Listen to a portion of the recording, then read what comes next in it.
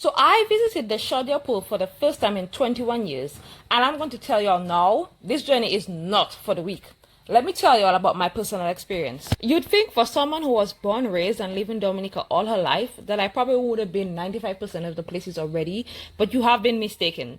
I haven't even gone to 80% of the places on the island, and Chaudiere Pool was always one that was on my bucket list. From what I've heard, Chaudiere Pool is supposed to be a beautiful natural pool carved out of grey rock that is constantly fed by a small waterfall from the river above. I think the main reason why I've never actually visited Chaudiere Pool is because I have always been discouraged by people saying that if you're not a swimmer or a strong swimmer, that this isn't the pool for you, and I'm not a swimmer at all. But my sister reignited my hope when she told me that there were shallow areas on the side of the pool that you could actually hang out. So that's why I decided that on my visit to her, we're gonna go to that pool. It took me a whole bus ride to Portsmouth and then a private ride to Bense to actually get to the place. We still had to walk a little bit up the hill to actually get to the entrance of Chaudiere Pool, but we did do a drive down to the pool. Y'all, tell me why, even after we drove in as far as possible, there was still a 7-minute walk.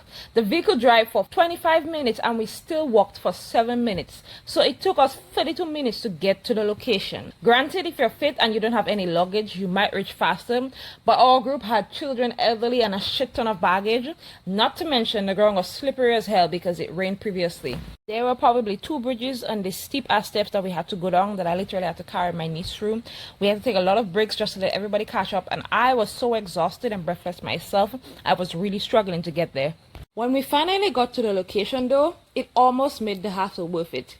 There are 2 pools in the beginning, but these aren't the pools we came to see. The actual pools are a bit higher up. However, I decided to go ahead and explore, and I realized that the river goes all the way up.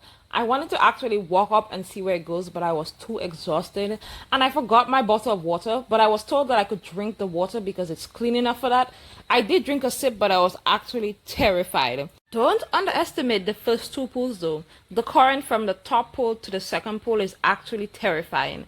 We decided that this is where we're gonna stay though eventually, and just look at that freaking current. It's so beautiful but so freaking scary. Eventually we did decide to walk up to the big pool because that is what we came to see. It was all the way up there. Like, that's a whole ass walk all over again.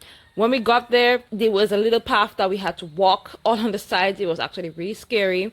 And the top is where we actually had to go to actually see the pool from the bottom. That's where people jump from.